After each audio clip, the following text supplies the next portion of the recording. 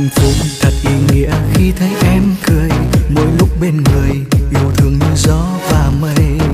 Từng lời nói nguyện yêu mãi, yêu đến bất tận, thật đẹp biết bao, dấu yêu mong làm sao.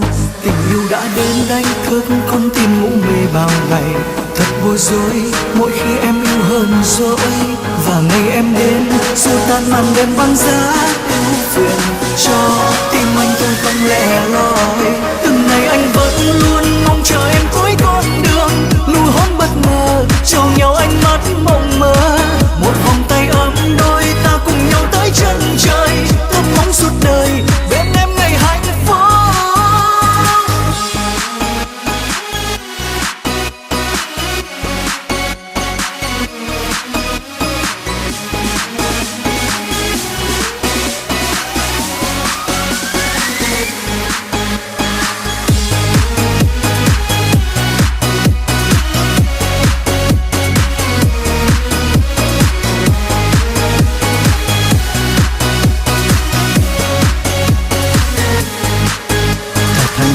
Thật ý nghĩa khi thấy em cười, mỗi lúc bên người yêu thương như gió và mây.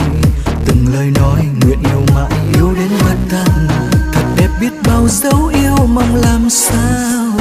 Tình yêu đã đến đánh thức con tim ngủ mê bao ngày, thật bối rối mỗi khi em yêu hơn dối. Và ngày em đến xua tan màn đêm băng giá, ưu phiền cho tim anh thôi không lẻ loi.